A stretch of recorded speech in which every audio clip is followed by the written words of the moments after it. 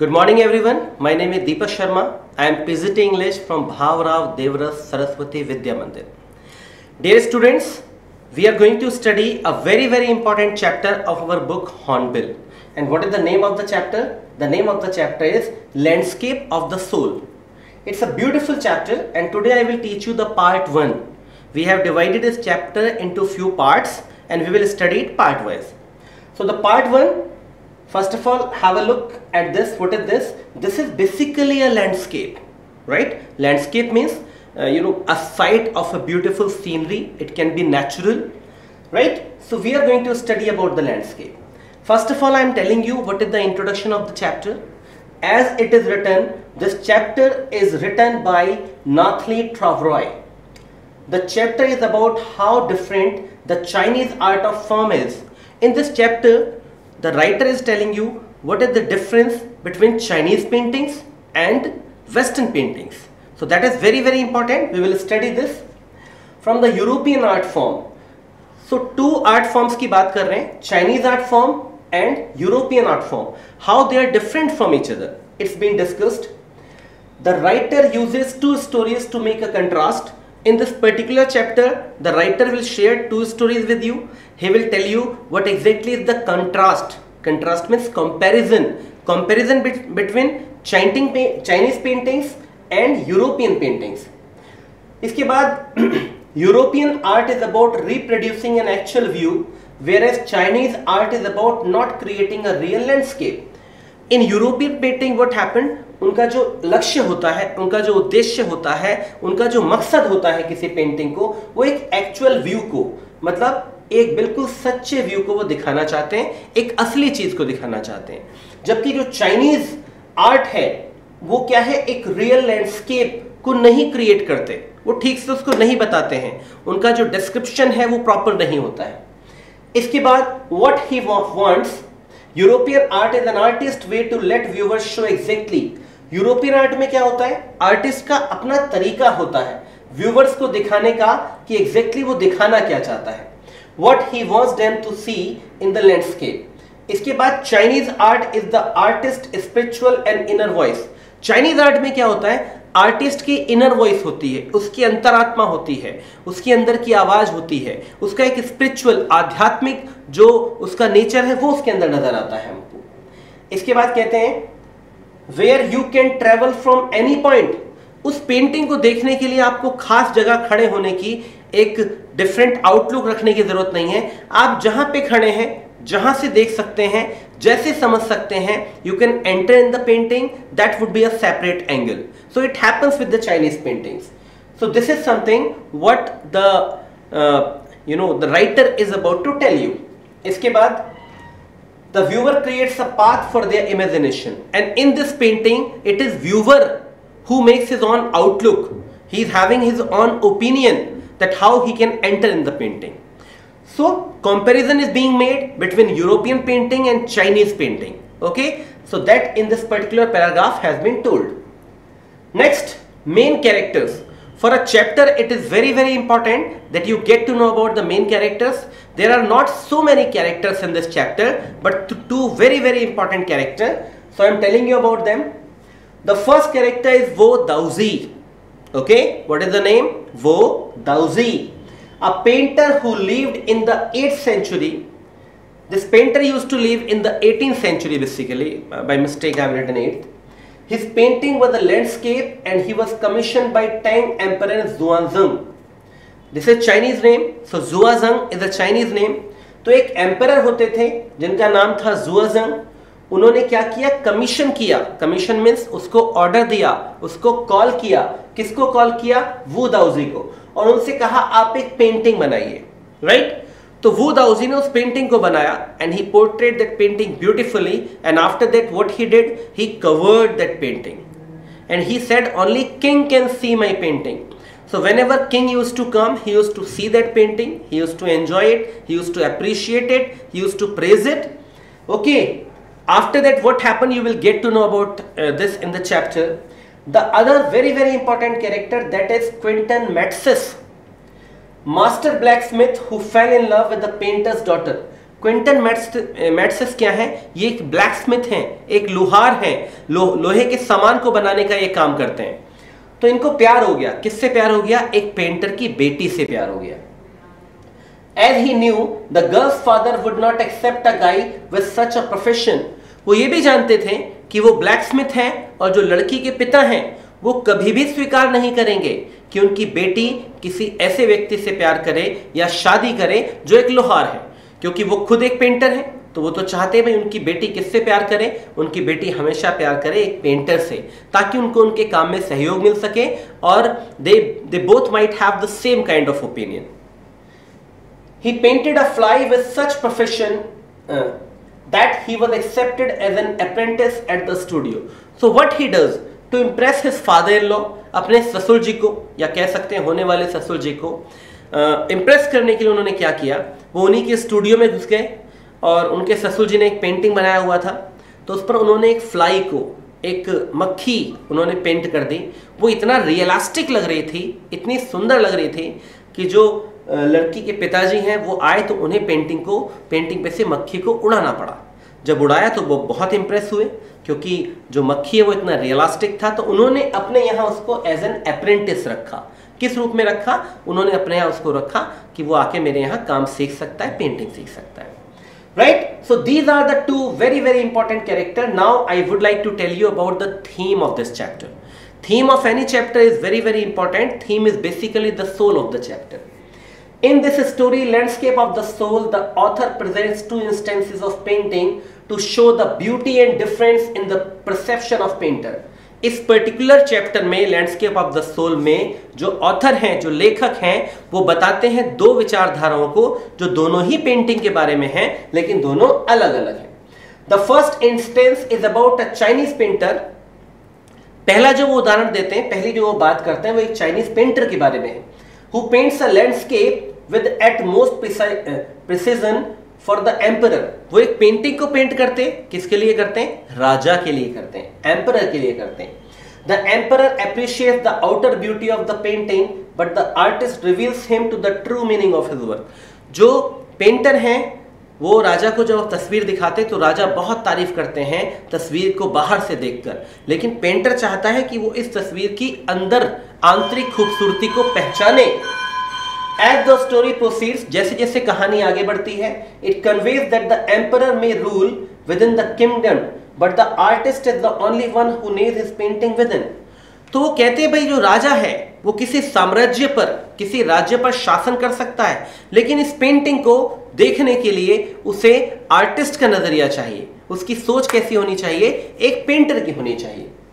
तो ये वो कहते हैं Whereas the emperor is unable, he is able to travel in his painting, ताकि वो पेंटिंग में ट्रेवल कर सके। Whereas the emperor is unable, it shows that the painter is able to imagine his painting with his perception.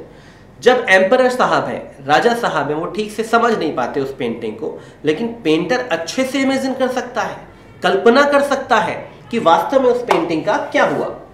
But the emperor can only see what lies before the eyes and not within. राजा तो केवल देख सकता है जो उसे सामने नजर आ रहा है, वो उस चीज को बिल्कुल नहीं देख सकता जो पेंटिंग के अंदर है। The second instance is about a blacksmith called Quinton Matsis. यहाँ पे वो बात करते हैं, दूसरा जो उदाहरण देते हैं वो बताते हैं एक ब्लैकस्मिथ की, एक लोहार की, जिसका नाम है Quinton मैट्सिस। He falls in love with the painter's daughters and realizes that the painter will never accept a blacksmith to be his son-in-law. उन्हें प्यार हो जाता है, मैंने आपको भी बताया था इनके बारे में। किससे प्यार हो जाता है? पेंटर की बेटी से। और वो जानते हैं कि जो पेंटर साहब हैं वो कभी एक लोहार को अपना दामाद स्वीकार नहीं कर सकते। इसके बाद Quinten sneaks into the painter's studio.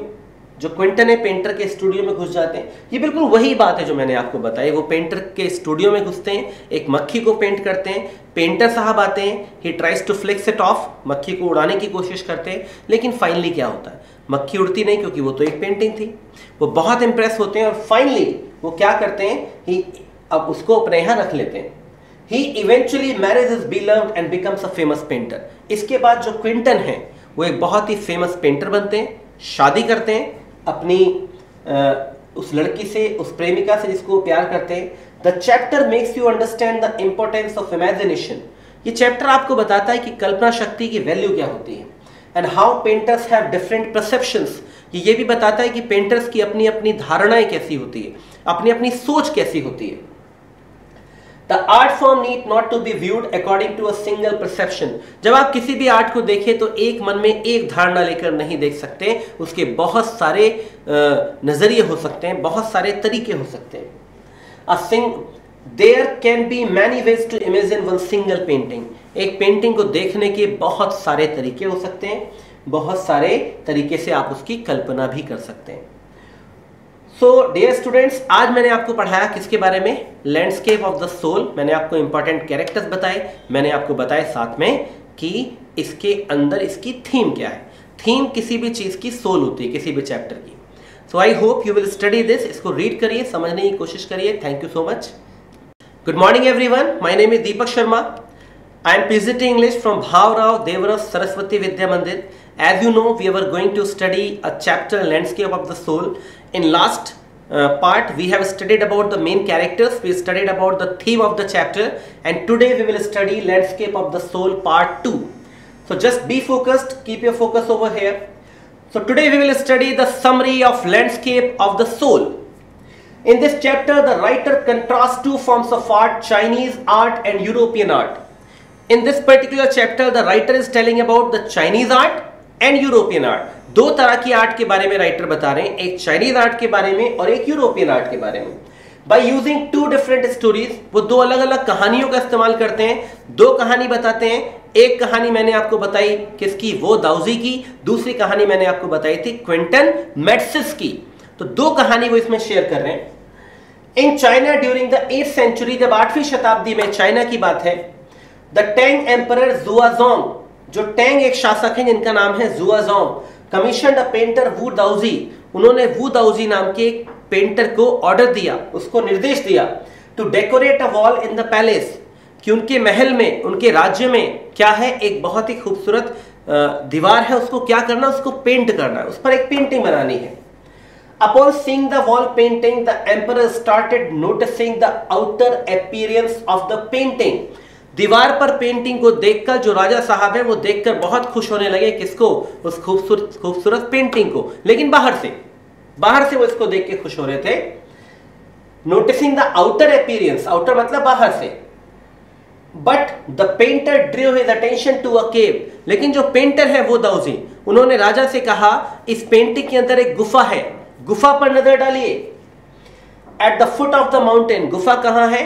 पर्वत के ठीक नीचे। The painter told the emperor that he would take him inside। इसके बाद पेंटर ने कहा राजा से, मैं आपको इस गुफा के अंदर ले चलता हूं। सोच के देखिए, there is a painting, एक पेंटिंग बनी हुई है, पेंटिंग के अंदर एक गुफा नजर आ रही है और वो कह रहे हैं मैं आपको इस गुफा के अंदर ले चलता हूं।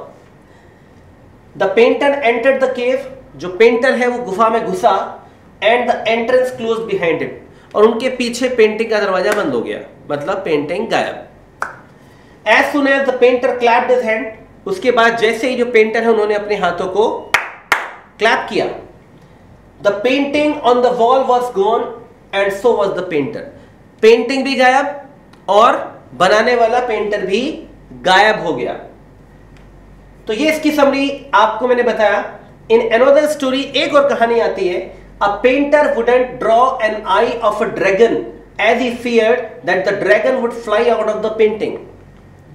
एक पेंटर ने एक पेंटिंग बनाई, पेंटिंग में बनाया ड्रैगन, और ड्रैगन की आंखों को ड्रॉ नहीं किया। क्यों नहीं किया?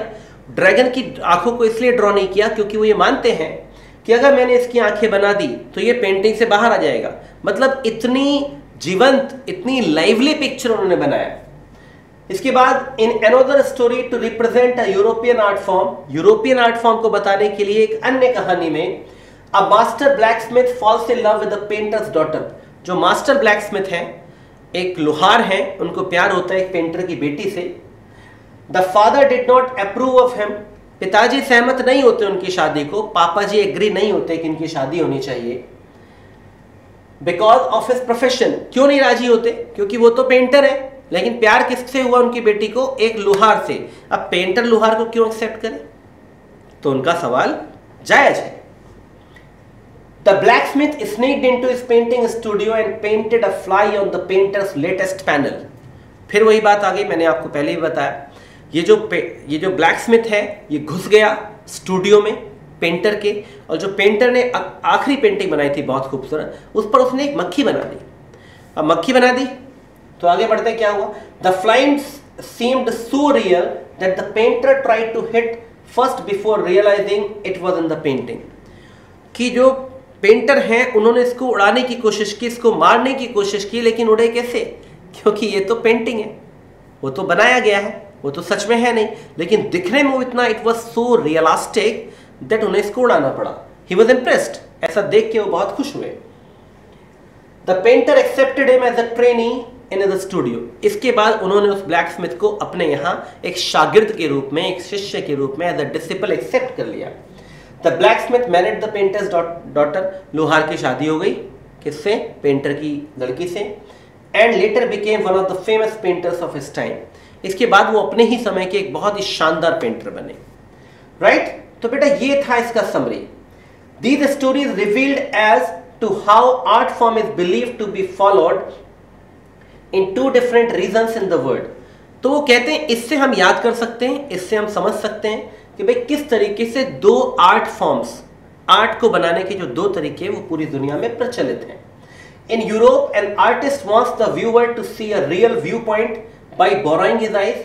यूरोप में क्या होता है, आर्टिस्ट क्या करता है, देखिए ध्यान से, an artist wants the viewer to see a real viewpoint. वो चाहता है कि जितने भी लोग देखने वाले हैं वो असलियत को देखें, सच्चाई को देखें, बाय बोरोइंग हिज आइज। लेकिन किसकी आंखों से, पेंटर की आंखों से। The art must be perfect and must be illusion likeness. Art perfect होनी चाहिए, थोड़ी सी भ्रामकता हो सकती है, थोड़ा सा कंफ्यूजन हो सकता है, थोड़ा सा भ्रम हो सकता है, थोड़ा सा। Whereas in China the artist does not paint a real one. China में जो लोग हैं वो रियल नहीं बनाते चीजों को, but uses his inner and spiritual voice to create an abstract piece. लेकिन वो अपनी आंतरिक शक्ति को, अपनी आंतरिक ताकत को, अपनी आत्मिकता को he uses ताकि एक उसको जोड़ा जा सके, एब्स्ट्रैक्ट बनाया जा सके, जीवित बनाया जा सके। The viewer can enter the painting from any point. जो देखने वाला है वो पेंटिंग में कहीं से भी घुस सकता है। He can have any outlook to see that painting and can travel according to his own imagination. और अपनी कल्पना के हिसाब से वो इसको देख सकता है, इसको समझ सकता है। The artist wants the viewer to enter his mind and create a path of its own. जो आर्टिस्ट है, जो पेंटर है, वो चाहता है व्यूअर के दिमाग में घुसना और खुद रास्ता बनाना चाहता है उसके लिए, उस पेंटिंग को देखने के लिए। This concept is called shanshui. आपके एग्जामिनेशन के लिए बहुत इंपॉर्टेंट है कि ये सेंशुई क्या होता है। तो ये क्वेश्चन मैंने आपको दिया है, so you will do it. This concept is called shanshui which means mountain water.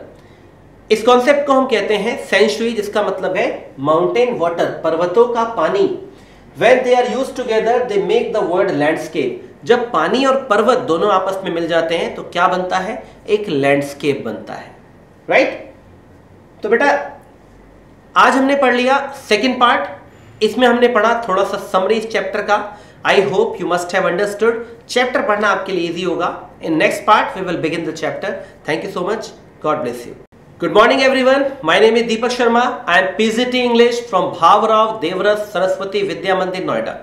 Beta, we are studying a chapter Landscape of the Soul. We have studied about the main characters, we have studied about the theme, and we have also studied about the summary of this chapter. Now let's move to the line by line explanation of this chapter. So in part 3rd, we are going to start the chapter. So let's begin.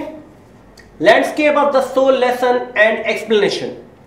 A wonderful old tale is told about the painter Wu Daozi. एक बहुत ही शानदार कहानी सुनाई जाती है एक painter के बारे में जिनका नाम था वो दाउजी, who lived in the 8th century. 8वीं शताब्दी में ये रहते थे। His last painting was a landscape. उन्होंने जो अपनी अंतिम पेंटिंग बनाई वो क्या थी, एक लैंडस्केप थी, एक प्रकृति का दृश्य था, एक सीनरी थी। Commissioned by Tang Emperor Zuozhang. किसने कहा बनाने को? टैंग एक जगह है चाइना में, उसके जो शासक हैं जुआजंग, उन्होंने कहा भाई आप मेरे महल की दीवार के लिए एक पेंटिंग बनाइए। To decorate a palace wall. क्यों कहा? क्योंकि उनके महल की दीवार में, उनके महल जो था उसमें एक दीवार थी। The master had hidden his work behind a screen. इस पेंटर ने क्या किया, अपनी पेंटिंग को छुपा दिया। कहां छुपा दिया? इस पेंटर ने छुपा दिया अपनी पेंटिंग को एक पर्दे के पीछे। स्क्रीन का मतलब होता है पर्दा। So only the emperor would see it. इसको कौन देख सकता था? केवल राजा ही देख सकता था, केवल शासक ही इसको देख सकता था। For a long while the emperor admired the wonderful scene. काफी लंबे समय तक जो राजा साहब हैं उन्होंने इस नजारे की, इस दृश्य की, इस पेंटिंग की, he appreciated it a lot. उन्होंने खूब तारीफ की इसकी। इसके बाद the emperor admired the wonderful scene discovering forest. उसमें इन्होंने क्या क्या ढूंढ निकाला? जंगलों को ढूंढ निकाला, हाई माउंटेन्स ऊंचे पर्वतों को ढूंढ निकाला, वाटरफॉल्स झरनों को ढूंढ निकाला, क्लाउड्स बादल भी नजर आ रहे थे, इन एन इमेंस स्काई बहुत ही विशाल आसमान में, मैन ऑन हिली पाथ्स कुछ लोग भी नजर आए। किसमें नजर आए? पहाड़ी रास्तों पर। बर्ड्स इन फ्लाइट उड़ती हुई चिड़ियां भी नजर आई उनको। Look sir said the painter. Painter कहता है राजा से, श्रीमान यहां देखिए, इन दिस केव इस गुफा की तरफ, at the foot of the mountain पर्वत जो मैंने बनाया है पेंटिंग में उसके नीचे गुफा है, ड्वेल्स अ स्पिरिट और यहां पर एक आत्मा भी रहती है। The painter clapped his hands. जो पेंटर है उसने अपने हाथों को क्लैप किया। And the entrance to the cave open. और जो दरवाजा है वो खुल गया गुफा का। आपने कहानियां सुनी होगी खुल जा सिम सिम, तो उसमें भी कुछ ऐसी होता था, वो कहते थे खुल जा सिम सिम और दरवाजा खुल जाता था। तो यहां पे क्या करना पड़ा? इनको ताली बजानी पड़ी।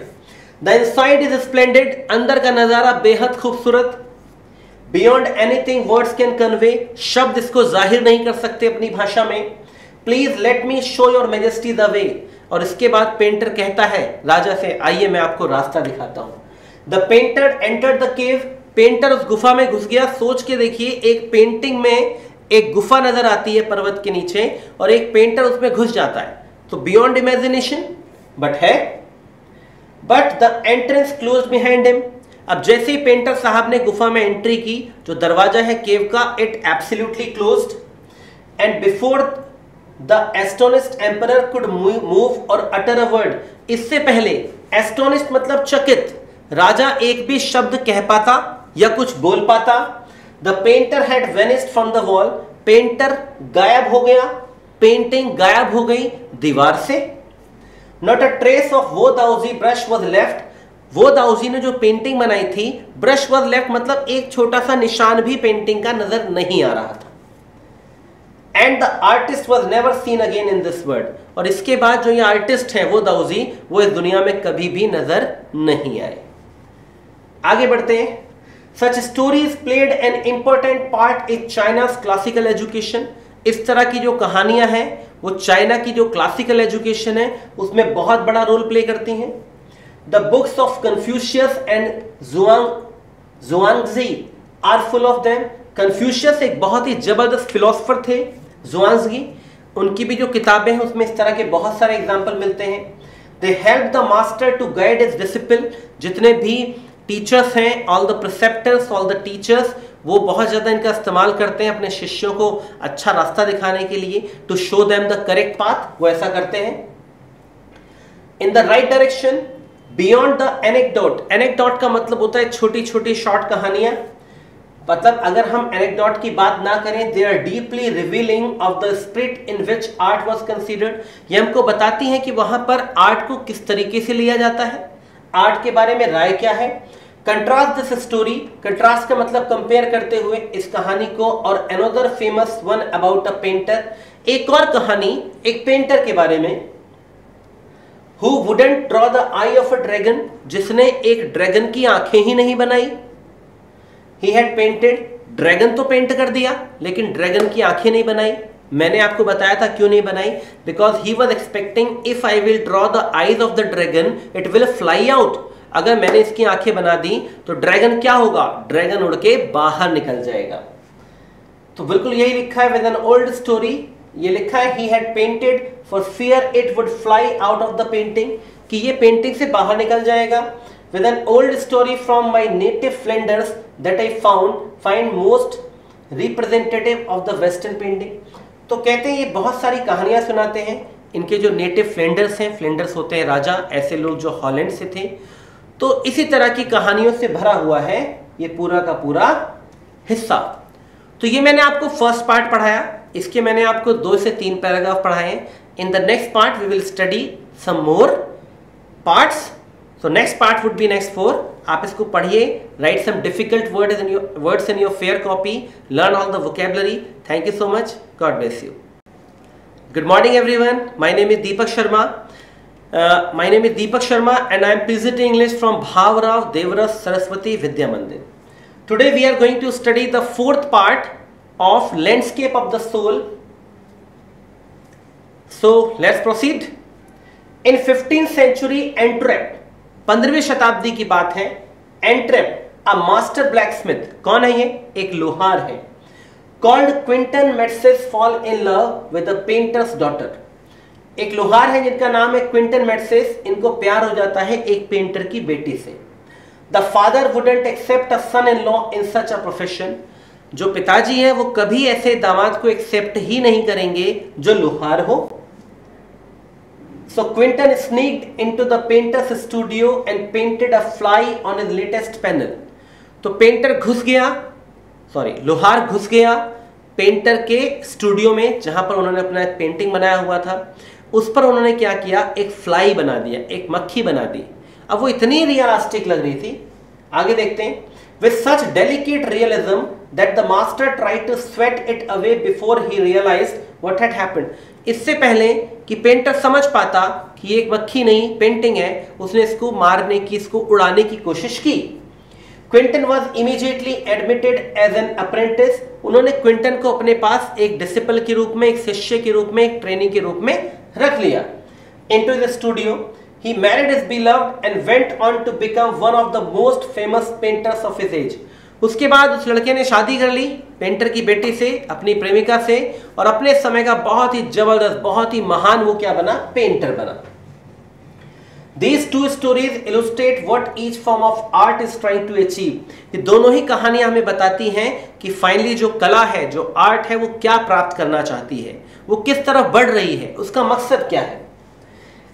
A perfect illusionistic likeness in Europe, एक संपूर्ण थोड़ी सी भ्रामकता भरी पसंद यूरोप में। The essence of inner life and spirit in Asia, वो हमको बताते हैं पूरा का पूरा एसेंस, पूरा का पूरा निचोड़, पूरा का पूरा सार, जो इनर लाइफ है, स्पिरिट है एशिया की, उसके बारे में। In the Chinese story the emperor commissions a painting and appreciates it's outer appearance. Chinese कहानी में क्या होता है, जो एम्परर है वो बुलाते हैं एक राइटर को, और जो पेंटिंग है उसकी बाहरी खूबसूरती की बहुत तारीफ भी करते हैं।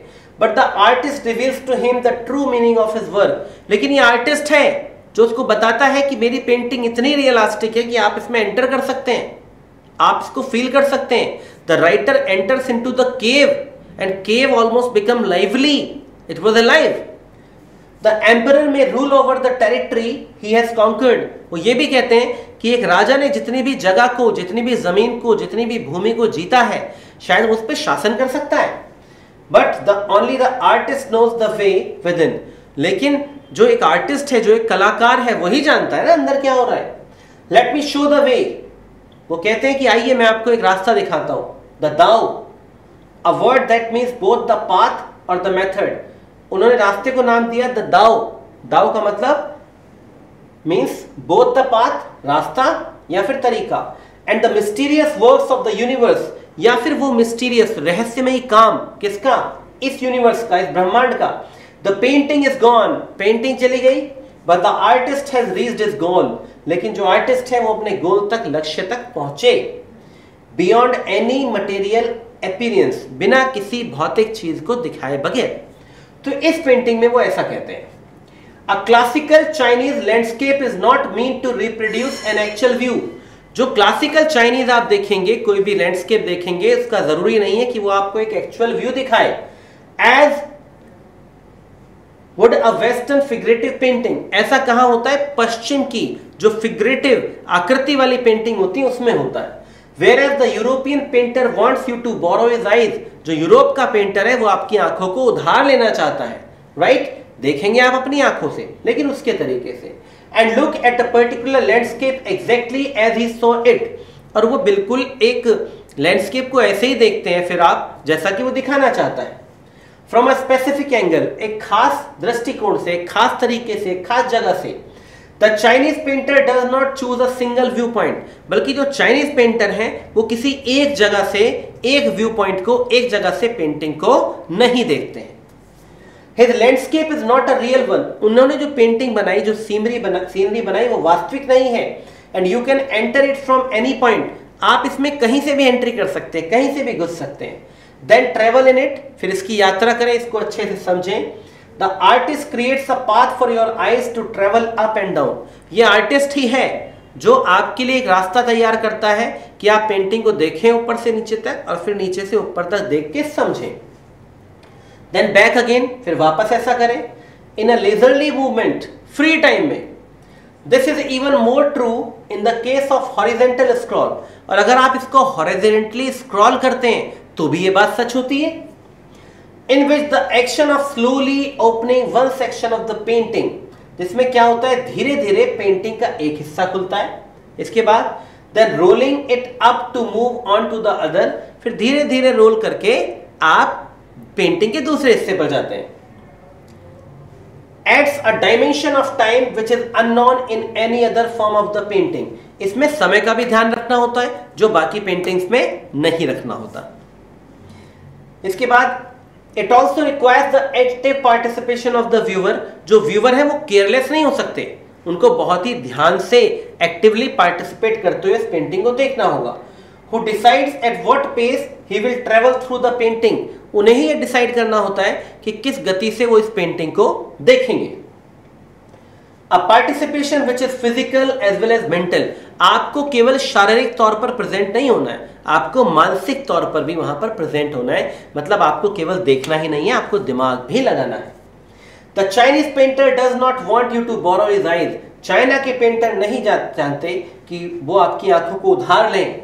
He wants you to enter his mind, बल्कि वो आपके दिमाग में घुसना चाहते हैं, आपके दिमाग पे कब्जा करना चाहते हैं। बहुत शार्प होते हैं, आप जानते हैं, आप लोग चाइना के साथ हमारा विवाद चल रहा है, बट ये मानना पड़ेगा कि they are very creative and innovative ideas होते हैं उनके पास। इसके बाद the landscape is an inner one, जो लैंडस्केप है वो एक आंतरिक चीज पे आधारित है। A spiritual and conceptual space, एक आत्मिक चीज को, एक आध्यात्मिक दृष्टि को वो प्रदर्शित करती है। तो बेटा हमने ये इसका पार्ट पढ़ा, इसके बाद अब हम क्या करेंगे, इसका अगला हिस्सा पढ़ेंगे। Thank you so much, God bless you all, take care. Good morning everyone, my name is Deepak Sharma, I am PGT English from Bhaurao Devvrat Saraswati Vidya मंदिर।